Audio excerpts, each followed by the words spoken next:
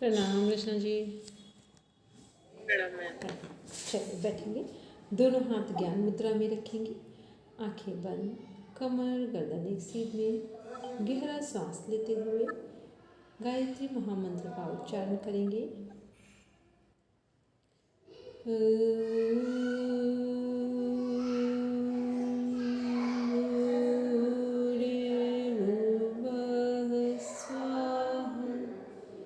तत्सवितुर्वरेण्यं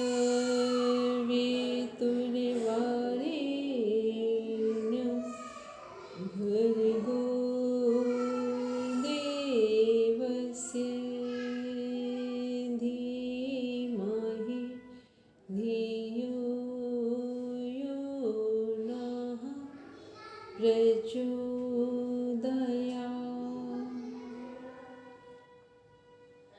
Now rub your palm,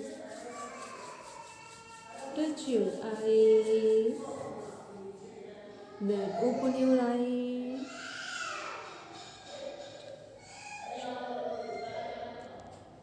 एक बार क्या बोलते हैं रश्मि जी, आप जो हम लोगों ने कल पढ़ा था, कर्म की अवधारणा पढ़ी थी सभी ग्रंथों के अनुसार, उसको 5 मिनट में कंप्लीट करेंगे। उसके ब्रीफ पॉइंट्स को कंप्लीट करेंगे। प्रणाम मोनिका मैम। मोनिका मैम, कल जो हमने कर्म की अवधारणा पढ़ी थी सभी ग्रंथों के अनुसार, उनको 5 मिनट में कंप्लीट करके एक ब्रीफ नोट बना के देंगे।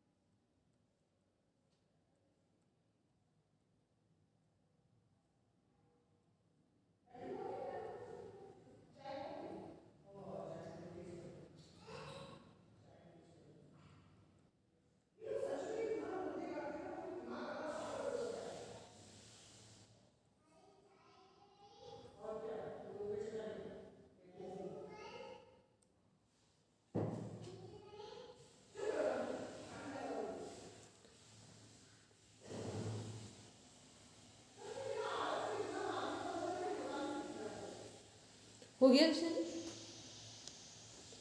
मोनिका मैम कंप्लीट हो गया? चलिए ठीक। अब एक पॉइंट और करेंगे, जो हमारा बौद्ध दर्शन है और जैन दर्शन है, इसके केवल 5 पॉइंट्स कंप्लीट करेंगे। 5 to 6 पॉइंट्स लिखेंगे जो मोस्ट इंपॉर्टेंट पॉइंट्स होंगे।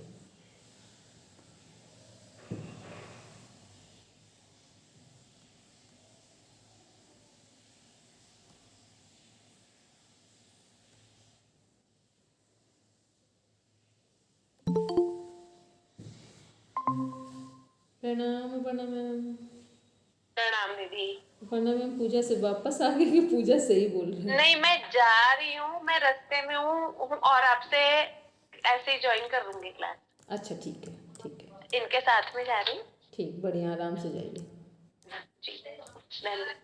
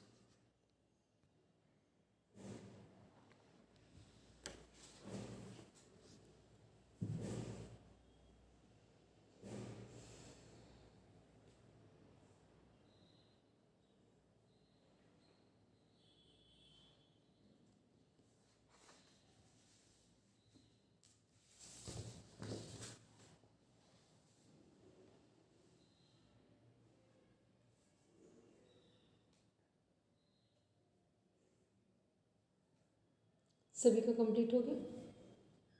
ओके, चलिए अब हम लोग देखते हैं प्रॉपर राजयोग को देखते हैं। ठीक है, राजयोग कहाँ से लिया गया है? जो हमारा महर्षि पतंजलि का जो सेकेंड चैप्टर है समाधि पाद के बाद साधन पाद। फर्स्ट चैप्टर है समाधि पाद, सेकेंड साधन पाद, थर्ड है हमारा विभूति पाद, फोर्थ कैवल्य पाद। ठीक है, तो ये यहाँ पे जो साधन पाद है इसमें हमारा 29 नंबर का सूत्र है जिसको हम लोग देख रहे हैं। यम नियम आसन प्राणायाम प्रत्याहार धारणा ध्यान समाधयो अष्टावंगा। क्या है इसमें? ये सूत्रार्थ जो नीचे है, यम नियम आसन प्राणायाम प्रत्याहार धारणा ध्यान व समाधि योग के 8 अंग हैं। अब इनमें से जो योग के 8 अंग हैं, इन्हीं में से जो हमारे पहले 5 हैं, पहले इनको देख लेते हैं कि ये हैं क्या, कौन कौन से, और इनका मीनिंग क्या है। एक बार रचना जी पढ़ेंगे इन्हें। यम अष्टांग योग से पहले अंग के रूप में यम का वर्णन किया गया है। यम के 5 मैम डिजाइन बोलिए। 1 मिनट रुकिए, अब बोलिए जरा। यम के 5 भाग होते हैं: अहिंसा, सत्य, अस्तेय, ब्रह्मचर्य व अपरिग्रह। नियम अष्टांग योग का दूसरा अंग नियम है। इसके भी 5 भाग है: शौच, संतोष, तप, स्वाध्याय व ईश्वर प्रणिधान। आसन आसन को तीसरे स्थान पर रखा गया है। आसन हमारे शरीर की स्थिर व सुखपूर्ण अवस्था को कहा गया है। प्राणायाम, चौथे स्थान पर प्राणायाम का वर्णन मिलता है। श्वास व प्रश्वास की गति पर नियंत्रण करना ही प्राणायाम है। प्रत्याहार, पांचवें स्थान पर प्रत्याहार को कहा है। प्रत्याहार का अर्थ है अपनी इंद्रियों पर पूर्ण नियंत्रण होना। धारणा, छठे स्थान पर धारणा का वर्णन किया गया है। धारणा का अर्थ है अपने चित्त को एक ही स्थान पर बांधना। ध्यान, अष्टांग योग का 7वां अंग ध्यान है। धारणा किए गए स्थान पर एक तानता बनी रहने को ध्यान कहते हैं। समाधि, समाधि अष्टांग योग का अंतिम व 8वां अंग है। समाधि कैवल्य अर्थात मोक्ष की अवस्था को कहा गया है, जहाँ पर आत्मा सभी बंधनों से मुक्त होकर परमानंद की स्थिति में चली जाती है। इस प्रकार यह योग के 8 अंगों का संक्षिप्त परिचय कराया गया है। ठीक है, अब इसमें से जो हमारे अष्टांग मैम आप अनम्यूट कर लीजिए। जो हमारे अष्टांग योग है, अष्टांग योग में से जो 8 अंग है, इसमें से जो स्टार्टिंग के 5 हैं वो क्या है, हमारे बहिरंग हैं। और किसके बहिरंग है? संप्रज्ञात समाधि के बहिरंग साधन, यह सभी समाधि के बहिरंग साधन है।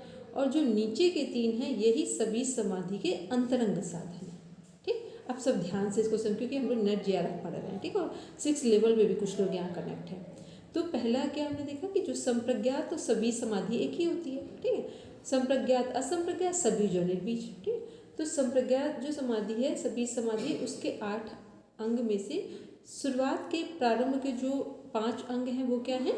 वो सब हमारे हैं बहिरंग योग, बहिरंग साधन। और फिर जो नीचे के 3 हैं, धारणा ध्यान समाधि, ये हैं अंतरंग साधन। फिर इसी में जो हमारा जब हम लोग बोलते हैं निर्बीज समाधि, तो क्वेश्चन पूछा जाता है कि निर्बीज समाधि के बहिरंग साधन कौन है? तो निर्बीज समाधि के बहिरंग साधन धारणा ध्यान समाधि है। सभी समाधि के अंतरंग साधन है धारणा ध्यान समाधि, और निर्बीज समाधि के ये बहिरंग साधन है। ठीक, कोई डाउटफुल कंडीशन में नहीं जाना, सब आराम से लिख लेंगे। ठीक है, अपना अपना क्वेश्चन पेपर, क्योंकि अब हम लोग पढ़ रहे हैं, हमने पहले बोला था एमए पढ़ना बिल्कुल सामान्य बात है। उसी एमए को डीप स्टडी करना है एमए का, तो वो हो गया नेट JRF। ठीक है, तो ये क्या हम लोग देख रहे हैं कि ये हमारे अष्टांग योग हैं, 8 साधन हैं, सभी समाधि के 8 अंग, बहिरंग साधन 5, अंतरंग साधन 3, यही नीचे के जो अंतरंग साधन हैं सभी समाधि के, यही निर्बीज समाधि के बहिरंग साधन हैं। अभी Monika ma'am, Aparna ma'am, Krishna ji clear नहीं हुई हो बात तो पूछ लें। नहीं समझ नहीं आया? हाँ ठीक है, मतलब पहले अंतरंग का मीन्स होता है जहाँ से हमारा मन जुड़ता है डायरेक्ट। ठीक, तो इसमें से अगर राजयोग उठाएंगे तो राजयोग इसमें से कहाँ है? धारणा ध्यान समाधि है। ठीक है, मतलब जहाँ पर हमारा कंट्रोल अपने मन पर आ गया, तो वो प्राणायाम में हम क्या सीखते हैं? कंट्रोल करना सीखते हैं। प्राणायाम क्या है? धारणा की तैयारी है। प्राणायाम क्या है? धारणा की तैयारी है। धारणा का मीन्स है एकाग्रता। एकाग्रता जीवन में कब घटित होती है? प्राणायाम का अर्थ क्या है? जब हम लोग पढ़ते तथा क्षीयते, प्राणायाम का लाभ क्या होता है? तथा क्षीयते प्रकाशावरणम धारणा शुचा योग्यता मनसा। इसका मीन्स हुआ कि प्राणायाम जब हम करते हैं तो अज्ञानता का आवरण हटता है, और दूसरा मन में एकाग्रता आती है। ये प्राणायाम के लाभ हैं। आप लोग जब सुबह प्राणायाम कर रहे हैं, हम ये नहीं बोल सकते कि आपने 100% सीखा है, लेकिन थोड़ा सा भी as a human being realise किया होगा, तो कम से कम 2% तो पता चला होगा कि उससे हमारी जो अज्ञानता है वो कम हुई है और जो एकाग्रता है वो बढ़ी है। ठीक, इसका मीन्स हुआ एकाग्रता कब बढ़ती है जीवन में? जब हमारी अज्ञानता, जो छोटी छोटी बातों में वो उलझते हैं, वो अज्ञानता नष्ट होती है, तब एकाग्रता आती है। एकाग्रता ऐसे नहीं आती है, आप चाहे कुछ भी करिए, एकाग्रता कब आएगी? जब आपको जीवन के प्रति साफ उद्देश्य दिखाई दे रहा हो, लक्ष्य दिखाई दे रहा हो, तब क्या करेंगे आप? अगर यदि आपको पता है कि आज हमें रात की फ्लाइट से सुबह अपने घर राजस्थान पहुंचना है और एट एनी हाउ पहुंचना ही पहुंचना है, तो क्या आप छोटी छोटी बातों पर लोगों से उलझेंगे? लोगों के साथ टाइम वेस्ट करेंगे? नहीं करेंगे। किसी हालत में नहीं करेंगे। और वही ना जाना हो और आपको पता ही ना हो कि जाने का कोई मतलब भी है, तो आप किस बगल से कोई निकल रहा हो उसका भी गलत मतलब ले लेंगे आप। ठीक है, तो प्राणायाम से क्या हो रहा है कि हम पहले जीवन को देख पाते हैं कि बहुत सारी तो समस्याओं को हमने बिना वजह ही ओढ़ रखा है, समझ रखा है ये समस्याएं, जबकि वो समस्याएं हैं नहीं। ठीक है, अब आप डेली सोच रहे हैं कि हमने अपने फैमिली के लोगों को क्यों नहीं बदल पाए, तो ये समस्या है, समाधान नहीं है।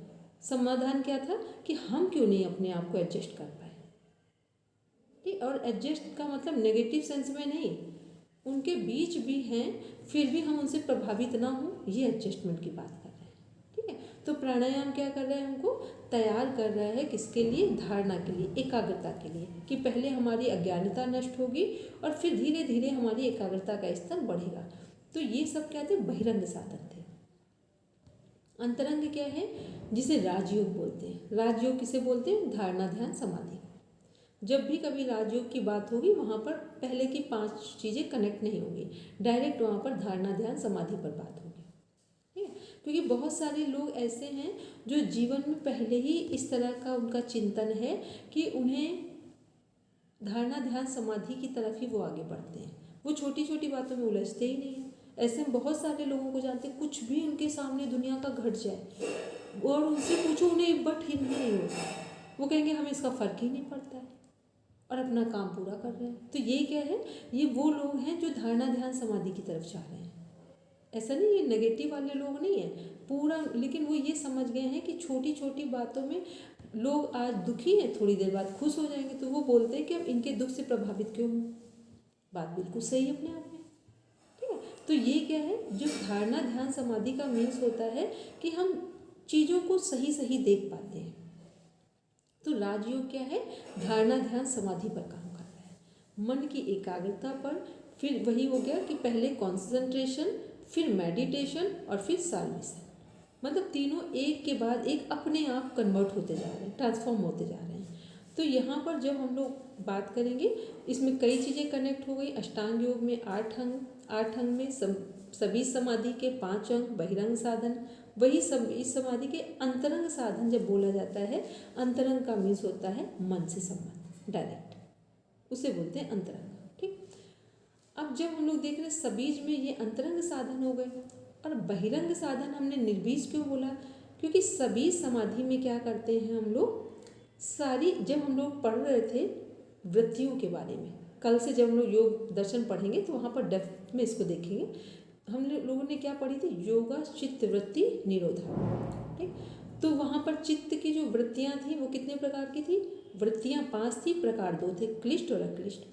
तो जब तक हमारी वृत्तियाँ क्लिष्ट से जब अक्लिष्ट में आ जाती हैं तो ये कौन सी समाधि होती है, सभी समाधि होती है, संप्रज्ञा समाधि होती है। ठीक, और जब हमारी क्लिष्ट से अक्लिष्ट, पहले हमने क्या किया, योग साधन से अपनी क्लिष्ट वृत्तियों को अक्लिष्ट में परिवर्तित किया, वो हो गई सभी समाधि। ठीक है, लेकिन हमें जब निर्बीज समाधि को प्राप्त करना हो तो क्या करेंगे, अक्लिष्ट से भी मुक्त हो जाएंगे। मुक्ति हमेशा तभी मिलती है जब हम अच्छे और बुरे, मान और अपमान, प्रेम और घृणा सबसे मुक्त होते हैं, तब मुक्ति मिलती है।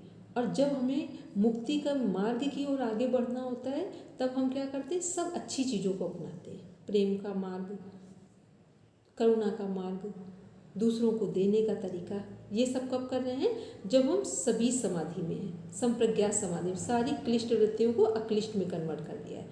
लेकिन जब हम मोक्ष की तरफ जाएंगे, मोक्ष का मीन्स होता है अच्छाई और बुराई दोनों से मुक्त हो जाना। ठीक, मतलब अच्छे और बुरे दोनों से मुक्त हो जाना, ना सूरज उगने का इंतजार है ना चंद्रमा के जाने का इंतजार है, दोनों ही अवस्थाओं में आनंद में हम जी रहे हैं, चाहे सूरज आ जाए अपने टाइम से और चाहे चंद्रमा अपने टाइम से ना आए। तो निर्बीज समाधि के तो अंतरंग का मीन्स समझ गए कि सभी समाधि के अंतरंग साधन क्यों हैं, क्योंकि इनका संबंध मन से है और मन का संबंध राजयोग से है। ठीक, तो आपसे जब भी कभी क्वेश्चन कई बार पूछ लिया जाता है कि अष्टांग योग में राजयोग कहाँ है, तो अष्टांग योग में राजयोग धारणा ध्यान समाधि है। ठीक, राजयोग अलग से कहीं भी नहीं है। और जब डायरेक्ट राजयोग की कोई बात कर रहा होता है इसका मतलब है कि वहाँ पर केवल और केवल धारणा ध्यान समाधि पर ही चर्चा की जा रही है। ठीक है, मोनिका जी बोलेंगे, फिर हम आगे कनेक्ट करें अपनी बात। मैम आंसर मिल गया, आपने अभी बता दिया। ठीक है, चलिए है। फिर इसके बाद इसी में हम लोग क्या देख रहे हैं, निर्वीज समाधि। निर्वीज समाधि में इन्हें बहिरंग साधन क्यों बोला जा रहा है, यह असंप्रज्ञात समाधि के बहिरंग साधन क्यों है, क्योंकि अब यहाँ से भी मुक्ति पानी है हमको। ठीक है, तो जिस चीज़ से हमें मुक्त होना है वो निर्वीज समाधि का बहिरंग साधन हो जाएगा। ठीक है, तो ये हो गया हमारा अष्टांग योग का पूरा एक कॉन्सेप्ट, इसी के अंदर राजयोग। और फिर इसमें जब हम ऊपर देखते हैं यम की बात करते हैं, तो यम यहाँ क्या है, जो हमारे 5 यम हैं ये क्या है, सामाजिक प्रतिष्ठा दिलाते हैं। जब भी हमारी समाज में, परिवार में, राष्ट्र में प्रतिष्ठा बढ़ेगी तो वो हमें इन 5 चीज़ों के आधार पर ही वो प्रतिष्ठा या सम्मान मिलेगा। फिर नियम में क्या है, जब भी हमारे जीवन में परिवर्तन आएगा तो किसके कारण आएगा, नियम के कारण आएगा। क्योंकि नियम में क्या है, शौच शुद्धि करना अपने आंतरिक अंगों की और बाह्य अंगों की। संतोष क्या है, हर हाल में काम को 100% एनर्जी के साथ करना और फिर सेटिस्फेक्शन फील करना जो मिला है। तब क्या है, निरंतर बिना थके बिना रुके योग अभ्यास के मार्ग में या अपने लक्ष्य को प्राप्त करने के लिए शारीरिक और मानसिक तौर पर तप करना। फिर हमारा स्वाध्याय है कि हर दिन हमें अपना निरीक्षण करना कि जो भी हम पढ़ते हैं, पूरे दिन करते हैं, उसका हम स्वयं में अध्ययन करें कि क्या अच्छा था क्या बुरा था। अभी तक हम लोग अध्ययन बुक्स का करते हैं या लोगों का करते हैं, अपना अध्ययन कभी नहीं करते शांत बैठकर कि हमारे जीवन में जो समस्या है उसका कारण हम ही हैं। ये हम हर बार बोलते हैं और हर जगह इसी बात पर फोकस होते हैं कि कोई भी समस्या, आज आप जो भी हैं ये आपका चुनाव है। कभी आपने सोचा होगा कि हमें ठीक से पढ़ने का मौका मिल जाए, ऑनलाइन मिल जाए, ऐसा हो जाए, तो वो आपके सोचने पर डिपेंड होकर ये कनेक्टिविटी बनी है। आपने नहीं सोचा तो लोग बोलते हैं ना कि मेरे साथ अच्छा नहीं हुआ। अच्छा इसलिए नहीं हुआ क्योंकि उन्होंने अच्छा बहुत गहराई में सोचा नहीं था। जब आप ईमानदारी से सोचते हैं तो ये पूरी यूनिवर्स जो पूरा है ये क्या करता है, आपको जैसी इस व्यवस्था में आपका समाधान हो सकता है वैसी व्यवस्था आपके सामने उपलब्ध होती है। तो ये क्या है, स्वाध्याय मीन्स अपना स्वयं का निरीक्षण करना कि हम क्या हैं, क्यों हैं, कैसे अपने आप को बदल सकते हैं। या मान लो हमने अभी स्वामी विवेकानंद जी का जीवन चरित्र पढ़ा, मोस्टली हम लोग क्या करते हैं, पढ़ते हैं और रख देते हैं, फिर अपना काम करते हैं। उनका जीवन चरित्र पढ़कर हमारा कुछ देर के लिए मन ठहरा ही नहीं कि इनके जीवन चरित्र में ऐसा क्या था जो सीखने जैसा था। यदि नहीं ठहरा है इसका मतलब है कि आपने उस ग्रंथ को सही से पढ़ा नहीं है। वरना स्वामी विवेकानंद जी का जीवन चरित्र आप पढ़ेंगे तो आपको मेडिटेशन की ज़रूरत नहीं पड़ेगी, आप खो जाएंगे बहुत देर के लिए वहाँ पर। ठीक है, और जीवन में एक चीज़ समझ ले, हर समय मत सोचा करिए ये करना है, ये करना है, ये करना है। पूरा जीवन हो गया करते करते। ठीक है, तो जो जहाँ है, अगर नींद आ रही है तो एक बार सारे फ़ोन ऑफ करिए, सब काम बंद करिए, छोड़ दीजिए जो काम जहाँ है, पूरा आराम कर लीजिए। मतलब जिस समय जो काम करना है उसका पूरा आनंद लीजिए। खाना बना रहे हैं, पूरा डूब कर खाना बनाइए पूरे मन से। जो काम करो, जिस दिन लगे कि आज कुछ करने का मन नहीं, अपने घर के सब लोगों को बहुत प्यार से समझा दो आज नहीं मन है तो उसकी क्या व्यवस्था होनी चाहिए। क्योंकि ये जब आप सोचेंगे तब घर के लोग समझेंगे इस बात को। जब आप सोचें, आप ही ने मन बना रखा है कि हम यहाँ पर बस जैसे खाना बनाने के लिए हम लोग घरों में आए हैं, काम करने के लिए बस घरों में आए हैं, पूरा जीवन इसी में हम लोग मोक्ष प्राप्त कर लेंगे। क्यों करेंगे हम लोग ऐसा? ठीक है, तो ये क्या है, ये हमने इसलिए नहीं बताया कि ये गलत चीज़ है, ये इसलिए बताया कि जब हम ही सोचेंगे अपने उद्धार के बारे में, अपने उत्थान के बारे में, तब हमारी प्रकृति अपने आप व्यवस्था करती है और फिर जो लोग आसपास के हैं उनकी मनस्थिति भी बदल जाती है। ठीक है, ये कहने का मतलब था स्वाध्याय से। फिर है ईश्वर प्रणिधान। ईश्वर प्रणिधान क्या है कि जो कुछ भी हम कर सकते थे वो पूरा प्रयास करेंगे, उसके बाद अंतिम निर्णय भगवान के चरणों में रख देंगे कि अब वही होगा जो हमारे लिए कल्याणकारी होगा। ठीक है, बहुत बार हमें ऐसा लगता है कि हमारे साथ बुरा हुआ, लेकिन कुछ टाइम के बाद देखेंगे लगता है ये अच्छा हुआ था। ठीक है, ये तब होगा जब हमने सारे प्रयास ईमानदारी से करने के बाद अपने निर्णय को, अपनी क्षमताओं को ईश्वर के चरणों में समर्पित कर दें। इसका नाम है ईश्वर प्रणिधान। आसन क्या है, यदि हमें अपने जीवन को देखना हो व्यवस्थित है कि नहीं है, तो कम से कम आधे घंटे क्या हम एक स्थिति में बैठ सकते हैं, एक सीधे होकर लेट सकते हैं, चेयर पे आधे घंटे बिना हाथ पैर को हिलाए डुलाए बैठ सकते हैं। तो ये क्या है, अपना असेसमेंट है, अपने आप को हम जज कर रहे हैं कि हमारे अंदर हमारा कितना कंट्रोल है। तो ये है आसन। फिर है प्राणायाम। प्राणायाम क्या है कि जब श्वास प्रश्वास की गति पर नियंत्रण करना आ जाए, ये प्राणायाम। इसका मीन्स हुआ कि जब हम अपनी श्वासों को देख पाएँ कि श्वास हम नाभि तक ले जा पाए हैं, उसको पूरी अवेकनिंग पोजीशन में हमने श्वास लिया है और धीरे धीरे श्वास को छोड़ा है।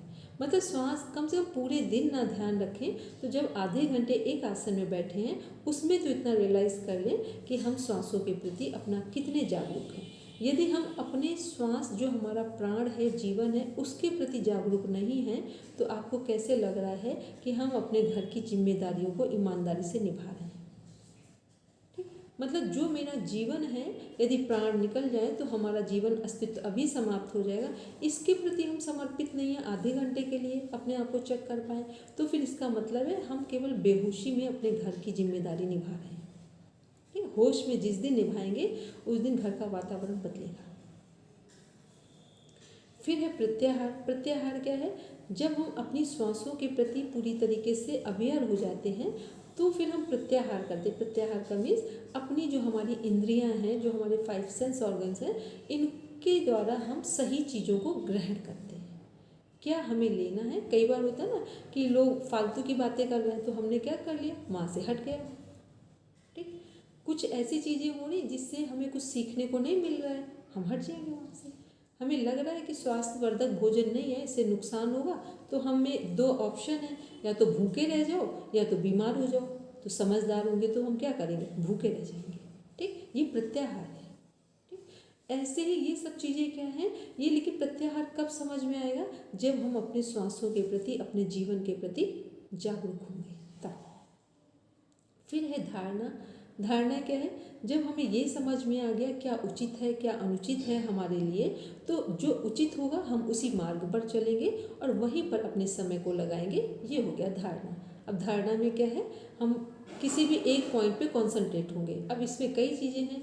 यहाँ धारणा, जो सद्गुरु भगवान होते हैं उनके चित्र और मूर्ति पर भी धारणा की जाती है। ठीक है, भगवान जैसे मान लो किसी को बहुत अपना बल बढ़ाना है और विद्या बुद्धि बल बढ़ाना है, तो लोग हनुमान जी के चित्र पर त्राटक करते हैं। धारणा क्या है, त्राटक है।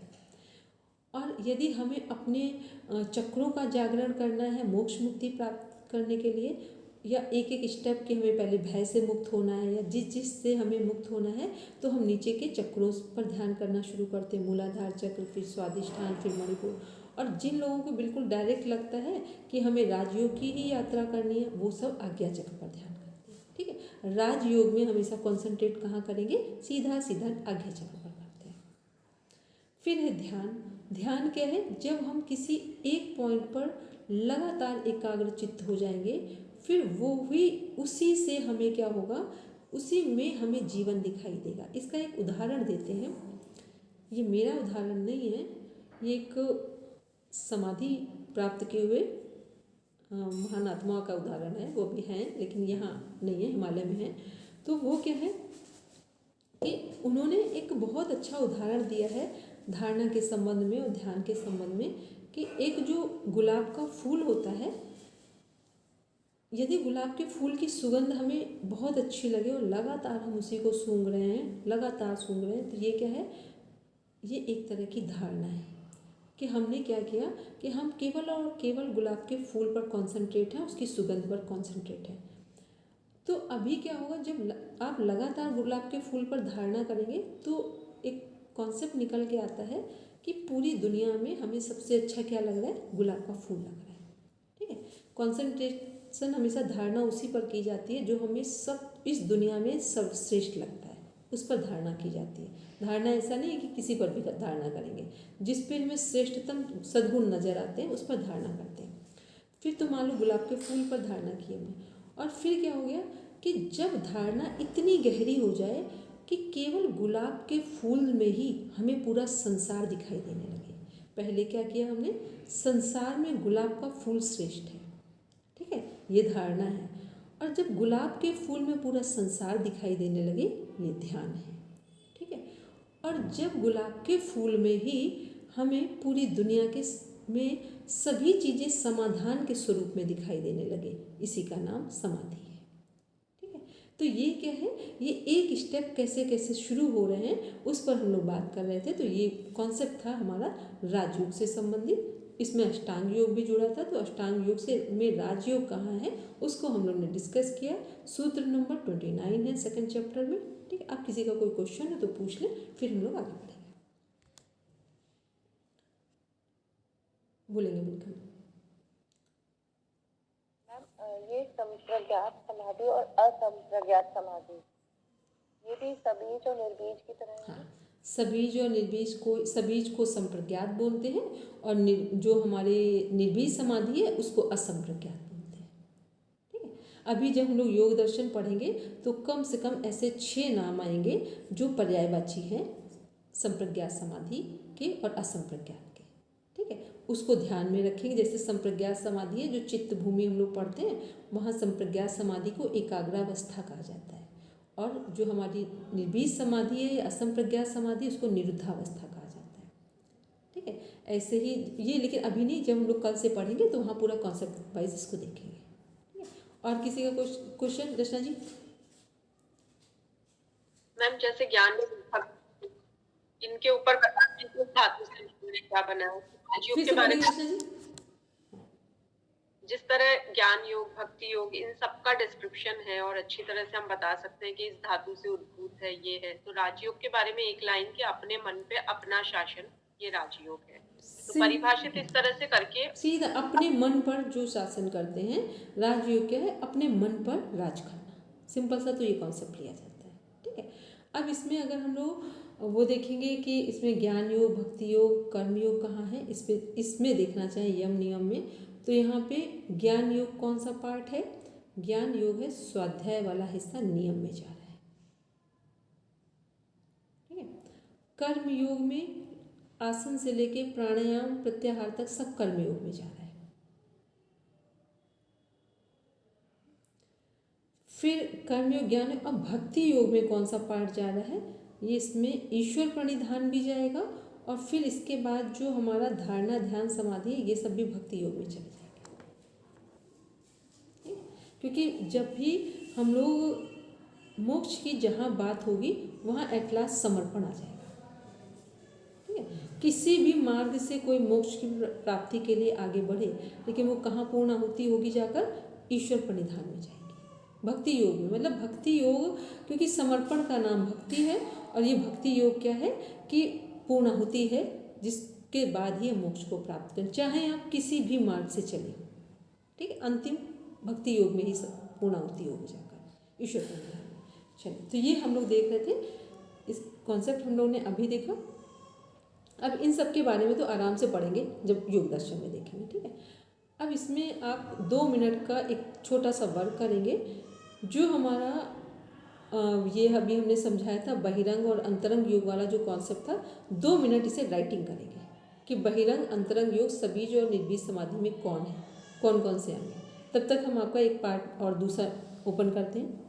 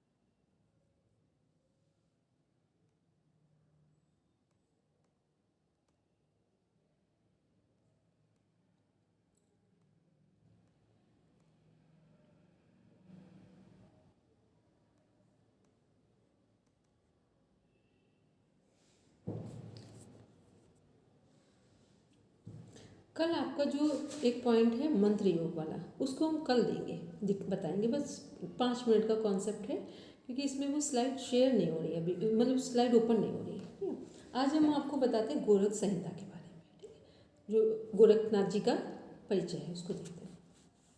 गोरखनाथ जी का जो जन्म है और जो वो प्रॉपर नहीं माना जाता है। ठीक है, मतलब किसी व्यक्ति से किसी उनका जन्म नहीं है, ये वाली कहानी सभी को पता है हम लोगों के। और गोरक्षनाथ जी का जो परंपरा है वो 9 नाथों में से एक है और 3rd नंबर में आते हैं। भगवान आदिनाथ, मत्स्येंद्रनाथ जी और फिर गोरक्षनाथ जी, जो इनका शक्तिपीठ बना हुआ है गोरखपुर में, आज भी बना हुआ है। ठीक है, और सिद्ध शक्तिपीठ है।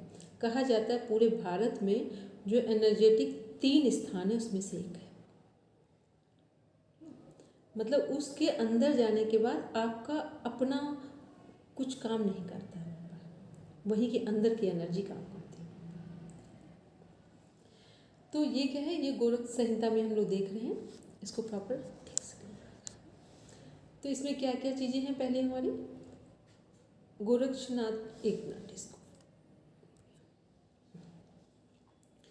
गोरख संहिता गुरु गोरक्षनाथ द्वारा रचित है। ये गोरख संहिता, गोरख शतक और योग बीज, सिद्ध सिद्धांत पद्धति, ये 4 बुक्स हैं, ये इनके द्वारा ही लिखी गई हैं। तो इसमें जो गोरख संहिता है वो 1 ऑफ द बेस्ट में आता है और स्टार्टिंग में आता है। तो इनके काम को देख लेंगे इनकी बुक के अंदर।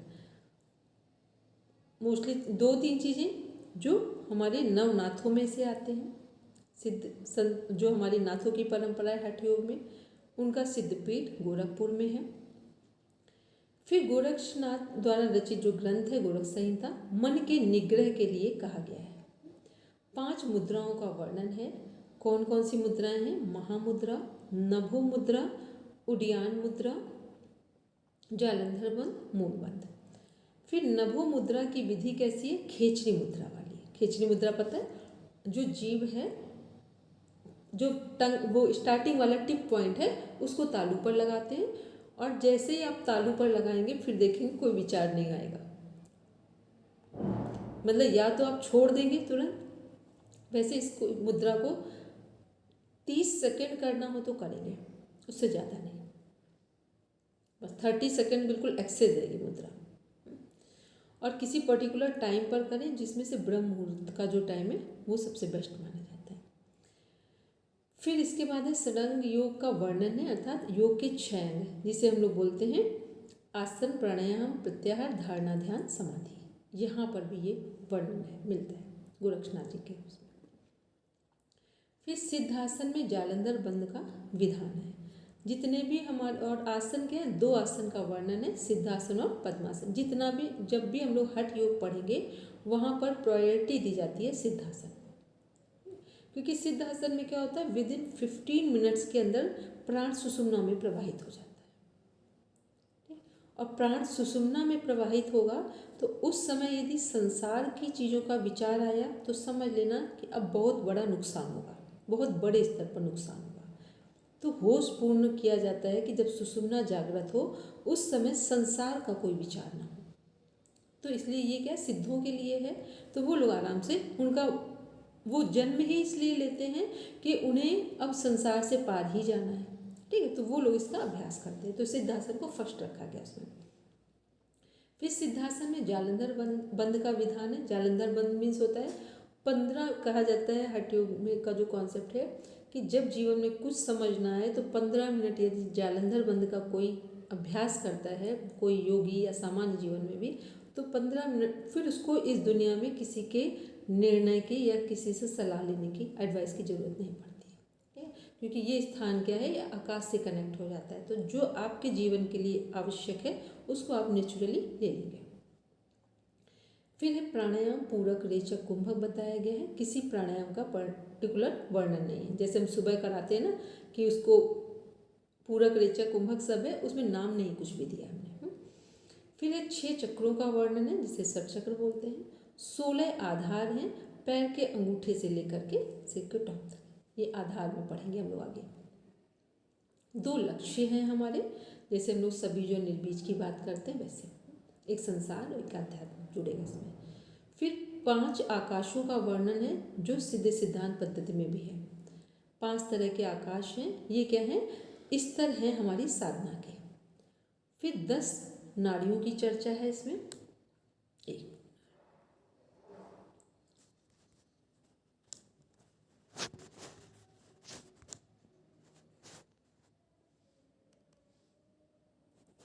एक मिनट।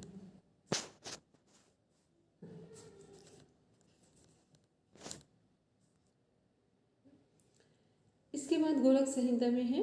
गोरख संहिता में योग के 6 अंगों का वर्णन है। आसन, प्राणायाम, प्रत्याहार, धारणा, ध्यान, समाधि, अभी बात की थी। शिव संहिता में योग के 4 प्रकार हैं।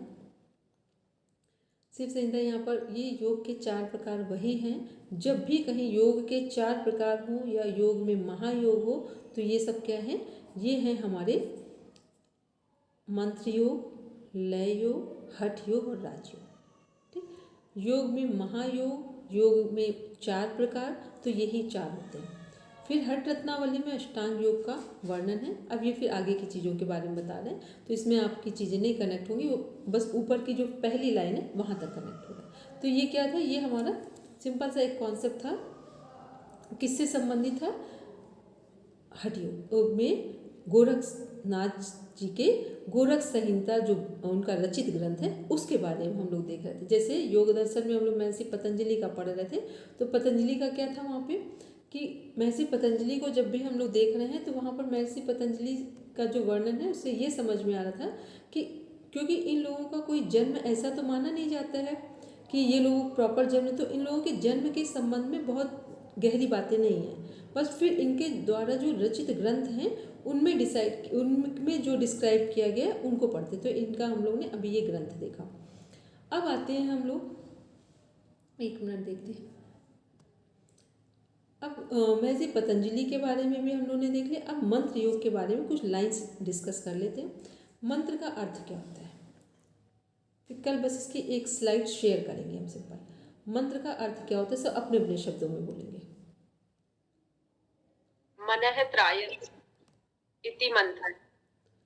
ठीक है, इसका मीन्स क्या हुआ कि जो मन को धारण करे, जो मन को तार दे मीन्स जो मन को मुक्त कर दे। ठीक है, मन से मुक्ति का नाम क्या है? मंत्र योग है। ठीक है, अब मन से मुक्ति का मीन्स हुआ जो मन में विचार चल रहे हैं अनावश्यक, उनसे मुक्ति का नाम। ठीक है, या मन को तार दे या प्राणों को उतार दे या मन को उतार दे या मन से मुक्त हो जाए, ये सब क्या है? मंत्र योग है। अब यहाँ मंत्र योग कैसे काम करता है किसी के जीवन में? इसमें मंत्र योग काम करता है कि जब भी आप कोई भी मंत्र करें उसके अर्थ में किसका चिंतन हो। हम आप लोगों से एक नॉर्मल सी बात करें, कोई मंत्र का प्रभाव आपके जीवन में कब आएगा? यदि आप करें तो प्रभाव उसका कब पड़ेगा?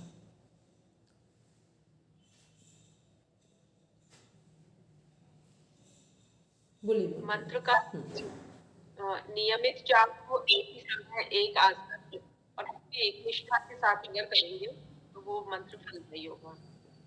ठीक है, और बोलेंगे मोनिका मैम। मंत्र का अर्थ जान के पूरे भाव के साथ उस मंत्र का जाप करना, मतलब पूरा भावना के साथ उसमें करना जाप को। ठीक है, फिर आप दूसरी चीज़ लेते हैं कि जो हम लोग मंत्र कर रहे हैं तो मंत्र फलीभूत तब होते हैं, पहली चीज़ तो हमें ये पता हो कि हमारे जीवन में कौन सा मंत्र उपयोगी है। ठीक, कई बार लोग कोई मंत्र बता देते हैं और हम लोग उसको करने लगते हैं। ठीक है, कई बार ग्रह नक्षत्र भी ऐसे होते हैं, स्टार्स होते हैं, आप एस्ट्रोलॉजिस्ट के पास जाते हैं, वो लोग बता देते हैं। मंत्र केवल वही आपके जीवन में काम करते हैं जो किसी सदगुरु से मिले हो। ठीक, वो प्रभाव रखते हैं। वो क्यों रखते हैं? क्योंकि वो सभी लोग अपने जीवन में सिद्ध होते हैं। तो वो जब किसी मंत्र को देते हैं तो वो उसमें उनका पूरा एक जिसे बोलते हैं शक्तिपात पड़ा होता है उनका। ठीक है, एक शक्ति ऊर्जा पड़ी होती है। तो वो मंत्र और दूसरा जो मंत्र दिए जाते, कभी भी आप देखना आपको मंत्र यदि कोई मिलेगा सही, अगर आप जीवन चल रहे हैं तो हमेशा आपके लिए जो उपयोगी होगा वही मंत्र आपके पास आएगा। और दूसरा, आपको आपके जो सद्गुरु जी के द्वारा जो मंत्र मिल रहा है ना, वो कैसे पता चलेगा सही है? कितने लोग हैं जिनको ये पता है कि हमारी राशि का स्वामी कौन है? नहीं पता। ठीक, ये चीज बोलते हैं ना कि हमारे इष्ट हैं। इष्ट ऐसे नहीं बनते हैं, इष्ट बनते हैं जैसे अभी हम हैं कर्क राशि, ठीक है। हमें पता भी नहीं था बचपन से, हमको शिव जी अच्छे लगते हैं, ठीक। और धीरे से बाद में पता चला कि सच में मेरे राशि के स्वामी वही हैं, ठीक। तो ये क्या होता है, पहले हम लोग क्या कर रहे हैं ना, अपने जीवन में बस चले जा रहे हैं, किसी भी चीज़ को कोई तथ्य पर एक वैज्ञानिक पूर्ण दृष्टि नहीं डालते हैं कि हमारे जीवन में, मान लो खाना खा रहे हैं तो कुछ तो पता हो ये खाना कहाँ से क्या चीज़ प्रोसेसिंग हो रही है। हम लोग डेली पूजा कर रहे हैं, पूजा स्थल में इतना तो पता हो कि आखिर हमारा जन्म हुआ किसी नक्षत्र में हुआ, कुछ राशि में हुआ, तो इसका क्या मतलब है? इसका मीन्स यही होता है कि जब भी आपको वही मंत्र फलीभूत होते हैं जो आपका इष्ट देव हो, उनका मंत्र हो, ठीक। तो जैसे किसी के, मान लो किसी के इष्ट देव शिव जी हैं और वो मंत्र किए जा रहा है हनुमान जी का, ठीक है, वो उतना प्रभाव कभी नहीं आएगा। जो उसके अपना जो स्वामी है, उनकी राशि के इष्ट देव हैं, वो मंत्र हो, और फिर वो मंत्र अगर सद्गुरु भगवान जो आपके जीवन में सही है, क्योंकि ये सब पात्रता पर डिपेंड करता है, ठीक है। आपकी जैसी पात्रता होगी लोग वैसे ही मिलेंगे आपको, ठीक। आपकी तांत्रिक साधना में पात्रता होगी, तांत्रिक गुरु मिल जाएंगे आपको, ठीक है। तो ये सब क्या है, फिर वो मंत्र मिलते हैं, वो प्रभाव डालते हैं। जब भी किसी के जीवन में परिवर्तन आता है तो वो ऐसे ही आता है कि जब आपके इष्ट देव जो हैं उनके अनुसार आपको मंत्र मिला हो और वो चेन सिस्टम में आप उसका जप कर रहे हो, तो फिर उसके परिणाम आपके जीवन में दिखाई देते हैं। तो ये क्या है, ये मंत्र से संबंधित, क्योंकि मंत्र का मीन्स केवल कोई मंत्र हमें मुक्ति देगा तो मुक्ति का कोई आधार होगा, ऐसे थोड़ी ना कि कुछ भी हम मंत्र करने लगे सब मुक्त कर देंगे हमको, ठीक है। और एक होता है कि लोग छोटे, जैसे मान लो एक होता है, हमने शनिदेव का भी मंत्र कर लिया, रवि का भी कर लिया, हमने शुक्र का भी कर लिया, ये नहीं होता है। जब हम, क्योंकि जो मेन मंत्र होता है वो हमें क्या करते हैं, हमारे रास्ते को पूरा एक डायरेक्शन दे देते हैं। दूसरे जो हमारे काम में मंत्र होते हैं उसमें से एक मंत्र है, और उसमें से भी कुछ मंत्र है, जैसे पहला है महामृत्युंजय मंत्र, वो काम में कर्म में किसी भी का काम रुका हुआ उस पर काम करते हैं। फिर दुर्गा सरस्वती में जो कीलक मंत्र हैं वो काम करते हैं, ठीक है। क्योंकि मंत्र ऐसे नहीं कि कुछ भी किए जा रहे हैं वो मंत्र सब काम करते हैं, वो फिर टाइम पास हो जाते हैं। फिर दूसरा, मंत्रों में होता क्या है कि जो मंत्र करते हैं उससे जब हम चेन सिस्टम में एक सही व्यवस्था में करते हैं तो जो हमारे चक्र हैं, मूलाधार से लेकर आज्ञा चक्र सहस्त्रार, तो ये धीरे धीरे मंत्रों के माध्यम से एक्टिवेट होते हैं। एक्टिवेट होने का मीन वहाँ जो एनर्जी डाउन पड़ी हुई है वो सब ऊर्जा में कन्वर्ट हो जाती है, पॉजिटिव एनर्जी में। फिर ये पॉजिटिव एनर्जी ही मंत्रों की ऊर्जा से कनेक्ट, मंत्रों की ऊर्जा का जो प्रभाव है जिससे पॉजिटिव एनर्जी कन्वर्ट हो रही है, ये हमारे जीवन को बदलने में सपोर्ट करती है। तो ये है पूरा मंत्र का एक साइंस कि मंत्र कैसे काम करते हैं। फिर जब मंत्रों के अनुष्ठान करते हैं तो मंत्रों के अनुष्ठान के अंदर एक पूरा एक सर्कल बनता है, और वो सर्कल क्या करता है कि जैसे होता है ना कि हम लोग एक डिज़ाइन करते हैं कि अपने घर का रूम ऐसा हो, ये बेडरूम बनेगा, ठीक है।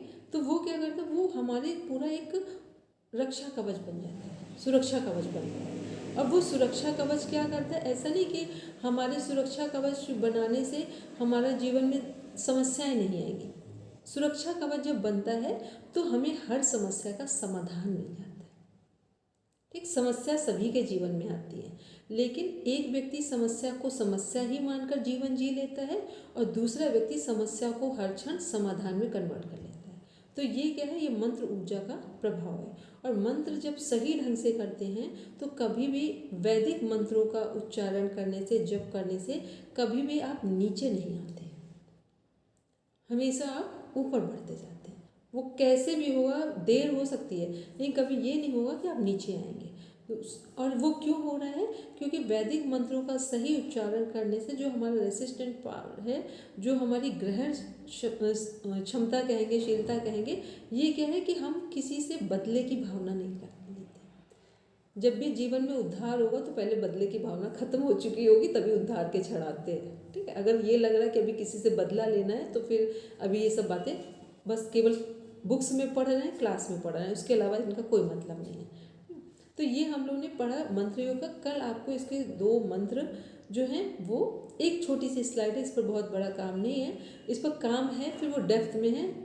जो अभी रिसेंट में जो काम किया गया है वो आचार्य श्री राम शर्मा जी के द्वारा वर्ल्ड वाइड काम किया गया है, जो गायत्री महाविज्ञान है, मंत्र विज्ञान।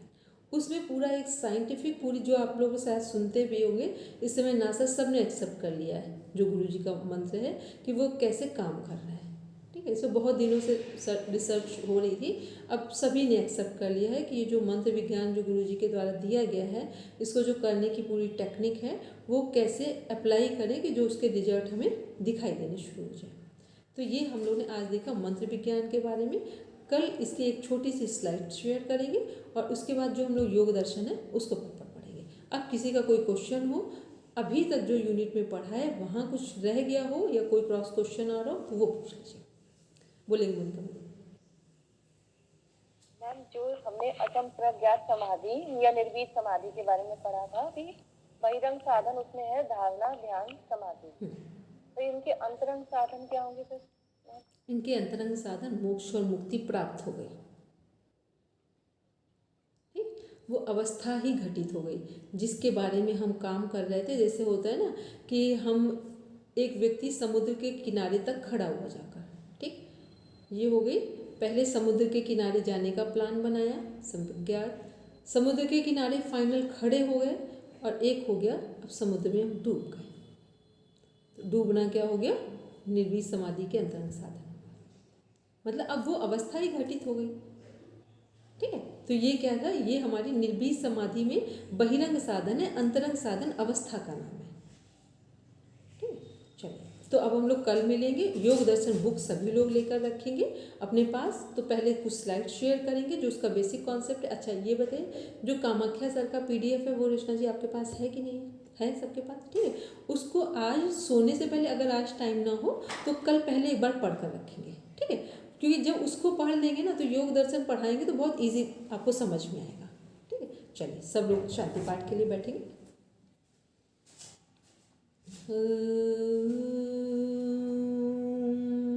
शांति शांति शांति, सर्वारिष्ठेषु शान्तिर्भवतु।